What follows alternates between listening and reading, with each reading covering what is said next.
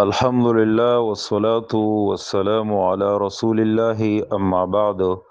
محترم ورور پوښتنه کړې ده چې بعضې خلک وایي چې کله یو سړی اول ځل قرباني کوي نو دی به سیرلی یا ګډ وغیره حلالوي. و یو کس په حج کې اوس قرباني کړي مخکې او بیا یې نه کړي، اوس هغه قرباني کوي نو آیا دی به ګډ او سیرلی اخلي که نه په غټ څاروي کې مې څه اخیستی شي؟ نو زما ګران وروره دغه خبره سراسر غلطه ده. دا چا ویلي؟ دا د الله نبی هم نه دی ویلي، دا الله هم نه دی ویلي، دا چېرته یو صحابي هم نه دی ویلي چې اول ځل سړی قرباني کوي نو خامخا دی به اول ګډ یا چیلی حلالوي، وروستو دی په غټ څاروي کې حصه اخیستی شي. نه دا نشته دی. قربانۍ دپاره درې قسمه څاروي چې کوم دی هغه راغلي دي. یو بهیمة الانعام د درې واڼو ته ویلی کېږي.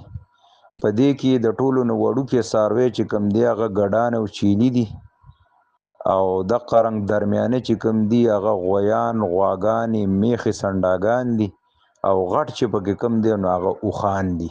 په اوښ کې 10 کسانو پورې شریکېدی شي.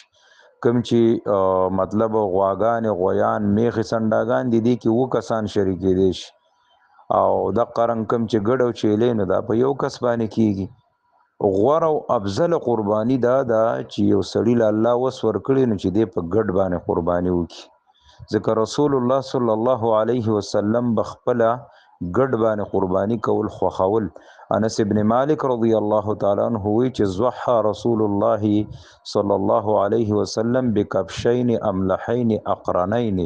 نبی علیه الصلاة والسلام 2 ګډان به ذبح کړل، د هغې به 2 ښایسته مزیدار ښکرونه هم او تور او سپین رنګي به ښه مزیدار. نو د الله نبی به ګډان چې کوم دی ذبح کول. په خسي ګډانو باندې هم قرباني کېږي، رسول الله صلی الله علیه وسلم په کړې ده. نو ښه خبره دا ده چې سړی په ګډ باندې قرباني وکړي، غوښه هم مزیداره ده. او بل دا چې ډیرو خلکو د ګډو نوم اورېدلی دی، خو ډیرو خلکو د بېوسۍ د لاسه د هغې غوښه به خوړلې هم نه په ټول ژوند کې. او تعالی الله اوس درکړي ته ګډ حلال کې او په دغه غریب باندې وخوري، څومره به خوشحاله چې د ګډ غوښه خو به وخوري که نه.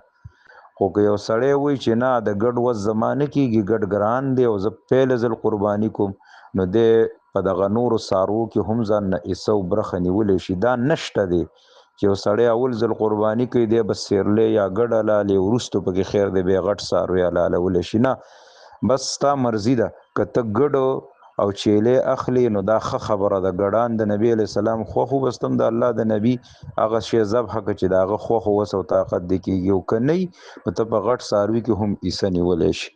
والله اعلم. هذا بالله التوفیق.